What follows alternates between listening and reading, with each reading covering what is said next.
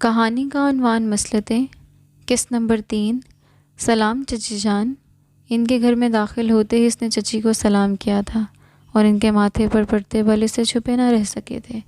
انہوں نے سر ہلایا تھا۔ عالیہ کدھر ہے؟ اس نے آگے پیچھے دیکھا تھا۔ کیوں؟ یہ سوال انہوں نے جس انداز میں پوچھا تھا تو وہ پل بھر کر سٹپٹا گیا تھا۔ وہ اس کے لیے ڈیزرٹ بنا کر لایا تھا میں۔ اس نے بمشکل لبوں پر مسکراہٹ سجاتے ہوئے کہا تھا۔ کھانا پکانا نہیں، کھانا پکانے کے لیے سامان مہیا کرنا تمہاری ذمہ داری ہے۔ میں تو پل پل پچھتا رہی ہوں کہ خالہ کی مان کر تم سے رشتہ کر دیا تھا بچپن میں ہی۔ مجھے کیا پتا تھا کہ تم اتنے کام چھوڑ نکلو گے، وہ بہت تپے ہوئے انداز میں کہہ رہی تھی۔ آپ کی یہ باتیں صرف اس لیے برداشت کر رہا ہوں چچی جان کیونکہ آپ عالیہ کی والدہ ہیں۔ وہ جس قدر سنجیدگی سے بولا تھا آگے اس سے بھی زیادہ خون اچھال رہی تھی۔ چچی تو بوکھلا ہی گئی۔ عالیہ کدھر ہیں آپ بتائیں گی یا میں جاؤں؟ وہ کسی کی بھی بات سننے کا عادی نہیں تھا۔ اوپر ہے، انہوں نے نخوت سے کہا تھا تو وہ قدم قدم اٹھاتا ہوا وہاں سے چلا گیا۔ چلتا ایسے ہے جیسے کسی لینڈ لارڈ کی اولاد ہو۔ وہ بڑبڑائی تھی مگر اس کے پتلے کانوں نے ان کی گلفشانی سن لی تھی۔ چچی جان میں لینڈ لارڈ کی اولاد نہ سہی، میری اولاد کا باپ شاید لینڈ لارڈ ہی ہو۔ وہ ان کو چڑھاتا ہوا چلا گیا اور وہ بیچو تاب کہا کر رہ گئیں۔ اس کے بعد وہ عالیہ کے پاس جا بیٹھا۔ وہ ٹیرس پر کرسی رکھے کسی گہری سوچ میں گم تھی۔ اسے دیکھ کر چونکی تھی۔ آپ؟ اس نے گہری سانس اندر کھینچتے ہوئے اس کو دیکھا تھا۔ اتنا پریشان کیوں ہو؟ مجھ پر یقین رکھو، میں تمہیں ایک بہترین زندگی دوں گا، یہ میرا وعدہ ہے عالیہ۔ وہ اس کے خوبصورت چہرے کو نظروں کے حصار میں لے کر یقین دلانے والے لہجے میں کہہ رہا تھا۔ مجھے صرف آپ کا ساتھ چاہیے۔ یہ بہترین زندگی کی ڈیمانڈ میری ماں کی ہے، لیکن بطور ماں وہ بھی اپنی جگہ ٹھیک ہے نا؟ ایک نظر اس کو دیکھتے ہوئے وہ سنجیدگی سے کہہ رہی تھی۔ جانتا ہوں کہ یہ تمہاری ڈیمانڈ نہیں مگر یہ تمہارا حق ہے۔ بس تھوڑا سا وقت دو مجھے پلیز، یوں ناراض رہو گی تو میں کچھ بھی نہیں کر سکوں گا۔ عالیہ نے اس کے یوں کہنے پر فوراً اس کی طرف دیکھا تھا۔ وہ ہر ایک کے لیے انا پرست مشہور تھا مگر عالیہ کی خاطر وہ ہمیشہ جھک جاتا تھا۔ وقت نے پڑ لگا لیے تھے اور 6 ماہ پلک جھپکتے گزر گئے تھے مگر زرگم کا ریسٹورنٹ والا آئیڈیا کامیاب نہیں ہو رہا تھا۔ پریشانی اس کے انگ انگ سے جھلک رہی تھی۔ وہ جانتا تھا کہ عالیہ بہت پریشان ہوگی، وہ اسی لیے وہ ان کے گھر آیا تھا۔ یہ لڑکا کبھی کامیاب نہیں ہو سکتا۔ چچی جان کی آواز پر اس کا دل آج پہلی بار ٹوٹا تھا۔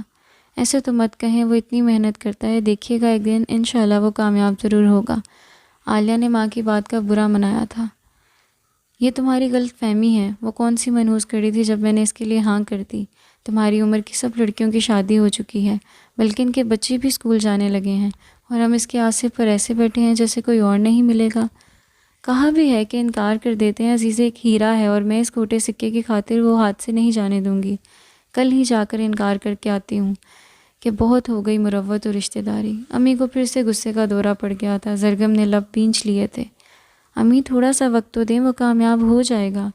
عالیہ ان کو آپے سے باہر ہوتا دیکھ حواس باختگی سے کہہ رہی تھی۔ نہیں کا مطلب ہوتا ہے نہیں، اور آپ بھی سن لیں اور اپنی اس لاڈلی کو بھی سمجھا لیں کہ مزید انتظار نہیں کروں گی۔ ویسے بھی بات پکی ہوئی تھی اور ان سے اتنی توفیق نہ ہوئی کہ اس کو انگوٹھی ہی پہنا دیتے۔ چچی جان نے دونوں باپ بیٹی کو آڑے ہاتھوں لیا تھا۔ اس کی بات پر اس کا آج پہلی بار دھیان اس طرف گیا تھا کہ اس نے انگوٹھی تو پہنائی ہی نہیں تھی۔ وہ تو اسے جانے کب سے اپنا سمجھتا رہا تھا۔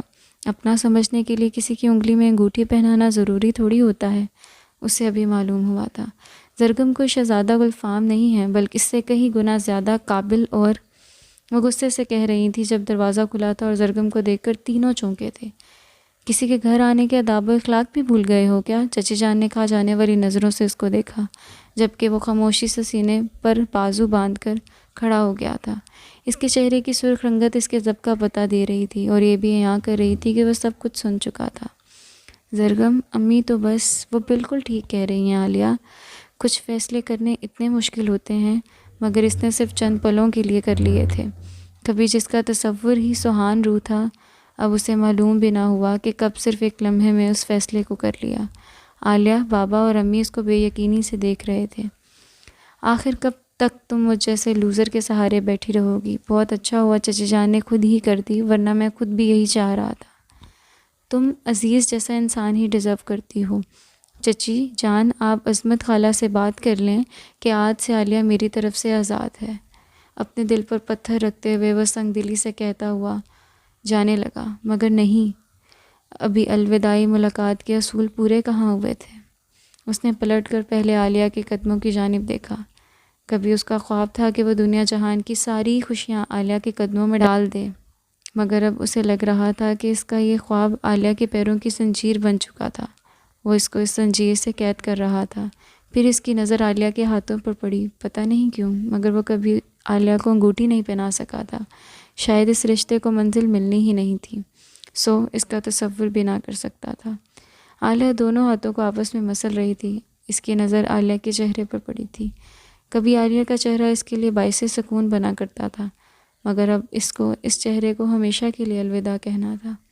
عالیہ کا چہرہ آنسوؤں سے تر ہو چکا تھا، زرگم کا دل کٹ کر رہ گیا تھا، مگر وہ تھوڑی دیر پہلے ہی وہ تمام حقوق چھوڑ چکا تھا جس کی وجہ سے وہ اس کے آنسو پونچھ سکتا تھا، یا کم سے کم وہ اس کی تکلیف محسوس کر سکتا تھا۔ عالیہ کی آنکھوں میں ڈھیروں شکوے تھے۔